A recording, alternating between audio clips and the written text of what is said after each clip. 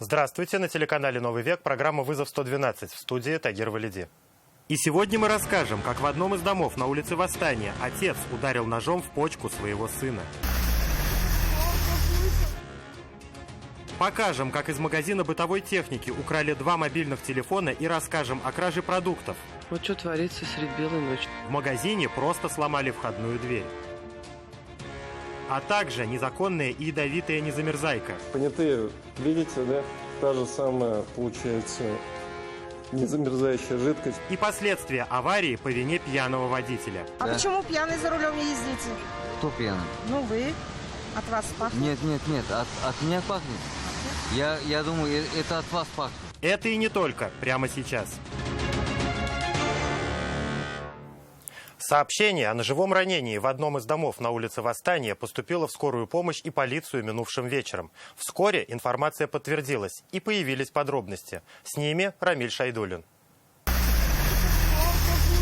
Узнав, что произошло, жильцы подъезда пришли в шок. Ну, хороший мужик был. Пил, говорят, да? Да нет, он вообще хороший мужик был. Отличный. Если это как он говорит, если это он, вот этот мужик, я утром видел, он вообще отличный парень. Но в этот вечер мужчина взял нож и ударил им своего сына в область почки. Говорят, у молодого человека не было даже возможности защититься. Никак не ожидал, что отец войдет в комнату и всадит в него нож. Раненого экстренно госпитализировали. В момент произошедшего мужчина был сильно пьян. Некоторые соседи отзываются о нем очень хорошо. 3 года я здесь живу, я не знаю, такой-то он ни разу не был. Он хороший.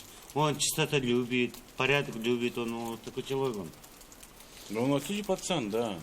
Ну, иногда вот... Здоровый мужик, вот нормально, хороший он вообще. Ну, на лестничной клетке, привет, пока, и все. Но с этим мнением согласны не все. Говорят, он выпивал и порой устраивал скандалы, но до подобного никогда не доходило. Сейчас пострадавший молодой человек в больнице, а с его отцом работают полицейские. По делу проводится проверка, по окончании которой будет принято процессуальное решение. Учитываться будет в том числе и тяжесть нанесенного сыну ранения. Рамиль Шайдуллин, Наиль Абдуллин, «Вызов 112». 2 человека, 78-летний мужчина и 92-летняя женщина, пострадали во время пожара в одном из домов на улице Тукая в Альметьевске. Пострадавших госпитализировали с отравлениями продуктами горения. Еще 20 человек, в том числе 2 детей, отрезанных густым дымом от улицы, с верхних этажей эвакуировали спасатели. Еще 5 человек вышли из дома самостоятельно. Сообщение о пожаре в подвале 9-этажного дома поступило в 20 часов 20 минут. Весь подъезд тут же заволокло едким дымом. Площадь возгорания составила 7 квадратных метров. Причину сейчас устанавливают дознаватели. 98 тысяч рублей. Во столько оценили ущерб от кражи 2 мобильных телефонов из магазина бытовой техники. В полицию обратилась девушка-продавец, на чьих глазах все и произошло. Около часа дня в торговое помещение один за другим зашли 2 мужчин. Один стал интересоваться средствами связи, другой тут же направился к терминалу оплаты. В момент, когда девушка отвлеклась, первый мужчина схватил телефон и выбежал из магазина. Продавец побежала за ним. В это время второй, оставшись в торговом зале один, кулаком разбил витрину, похитил еще один телефон и убежал. По данному факту были возбуждены 2 уголовных дела – грабеж и кража. Подозреваемых быстро задержали. Ими оказались 33-летний житель села Осиново и 35-летний уроженец Лаишевского района. Мужчины рассказали, что они знакомы и похитили телефоны, заранее сговорившись. До задержания похищенное имущество они успели заложить в ломбард. В отношении подозреваемых избрана мера пресечения в виде подписки о невыезде и надлежащем поведении. Мужчину, подозреваемого в целой серии краж, задержали сегодня утром в одном из магазинов на улице Королева. Его лицо сотрудникам хорошо известно. Подозревали его давно, но задержать не удавалось. Но сегодня, когда он зашел в магазин, продавцы тут же нажали на тревожную кнопку и вызвали группу быстрого реагирования охранного предприятия. Тут же подъехали и полицейские. Вместе с задержанным они изучили записи с камер наблюдения этого магазина. И теперь решение будет приниматься в зависимости от того, какой общий ущерб он причинил, и напишут ли сотрудники торговой точки на мужчину заявление. А в Нижнекамске ночью обокрали продуктовый магазин, просто сломав входную дверь. Ущерб, по оценкам его владельцев, немаленький.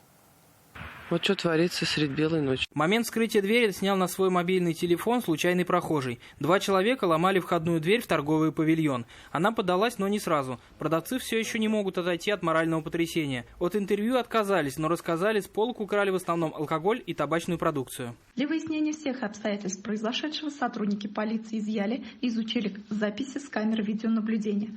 Ориентировка на рост злоумышленников была передана нарядом патрульно-постовой службы полиции. Личности обоих подозреваемых уже удалось установить. Оба молодых человека уже были судимы. Сейчас подсчитывается сумма нанесенного магазину ущерба. От этого будет зависеть, какое процессуальное решение вынесут в отношении подозреваемых. Иван Сарафанов, Денис Макаров, Булат Абдульманов. Вызов 112. 261 упаковку лекарственных средств, предназначенных для лечения вирусного гепатита С, изъяли оперативники Управления экономической безопасности. Как установили стражи порядка, продавали их 2 жителя Казани. Сейчас они задержаны. Эти лекарства продавать в России было нельзя. Они изготовлены для рынков других стран. Данные препараты не предназначались для реализации на российском рынке, так как не прошли соответствующие процедуры сертификации и регистрации. В общей сложности оперативниками было изъято 261 упаковка лекарственных препаратов. В настоящее время изъятая продукция направлена на исследование, по результатам которой будет принято процессуальное решение. В Нижнекамске полицейские выявили цех, где незаконно производили ядовитую незамерзающую жидкость для стекол автомобилей. Вышли на производство, купив 5 литров средства в одном из магазинов города. Вскоре стало понятно, как и, главное, из чего ее изготавливают. Отдел экономической безопасности противодействия коррупции. Они пришли вместе с понятыми, при них же сделали контрольную закупку. В одном из магазинов за 150 рублей приобрели 5-литровую емкость с синей незамерзающей жидкостью. Открывайте. Понятые, видите, да? Та же самая, получается, незамерзающая жидкость, аналогичная по форме, по цвету и так далее, по этикетке. Ее производили прямо в одном из нижнекамских автосервисов. Второй разливали тут же. В общей сложности оперативники изъяли 750 литров готовой продукции. Там же был и исходный продукт – 950 литров спиртосодержащей жидкости. При этом никаких документов ни на сырье, ни на производство здесь не нашлось. Какая-либо документация, отражающая легальность производственного процесса и утверждающая безопасность используемого сырья, отсутствовала. Все образцы изъятой продукции направлены на экспертизу, по результатам которой будет принято процессуальное решение. Экспертиза установила, что производили незамерзайку из метанола, яда, запрещенного в России для изготовления автомобильных жидкостей. Юлия Гоголева, вызов 112. Больше 1000 нарушений выявили автоинспекторы Казани за неделю с 14 по 20 февраля, когда обращали пристальное внимание на применение ремней безопасности. Чаще не пристегивались сами водители. В отношении них составлено больше 750 протоколов. Еще почти 350 на непристегнутых пассажиров. Госавтоинспекция по городу Казани напоминает, что в соответствии с пунктом 2.1.2 правил дорожного движения Российской Федерации водитель при движении на транспортном средстве, оборудованном ремнем безопасности, обязан быть пристегнутым и не должен перевозить пассажиров, не пристегнутых ими. 2 человека пострадали в результате аварии, которую спровоцировал предположительно нетрезвый водитель «Опеля Зафира» в Нижнекамске. Он проехал на красный свет и в центре перекрестка протаранил другую иномарку. Доказать, что мужчина сел за руль нетрезвый, официально уже нельзя. От освидетельствования он отказался. Но очевидцам было все понятно и так. Мы ему сейчас будем предлагать продуть в алкотестер. Он при вас либо соглашается, либо отказывается. Как рассказали очевидцы, автомобиль под управлением предположительно пьяного водителя проехал на красный свет. Последствия были тут же. «Опель» на полном ходу врезался в другую малолитражку «Лифан Смайли». За рулем была 39-летняя женщина. Рядом сидела ее мать. Обе женщины пострадали. Нету их, те, кто были, уехали уже. В больницу увезли. То, что водитель «Опеля» был пьян, было понятно без алкотестера. Из-за руля его вытаскивали сотрудники ГИБДД. Но от прохождения теста на алкоголь 38-летний мужчина отказался. Алкотестер дуйте сами. Перед работой вы дуйте его. А да. Почему пьяный за рулем ездите? Кто пьяный? Ну вы. От вас пахнет? Нет. От меня пахнет. Я думаю, это от вас пахнет. Да? Да. Ну как так получилось, что вы в ДТП Я говорю, попали? как? Я никуда не попадал.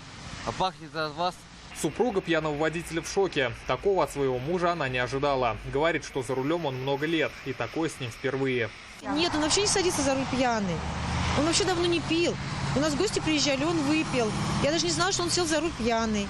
Отказ от освидетельствования по закону приравнен к вождению в нетрезвом виде. И теперь мужчину ждет лишение водительских прав на срок от 1,5 до 2 лет и штраф в 30 тысяч рублей.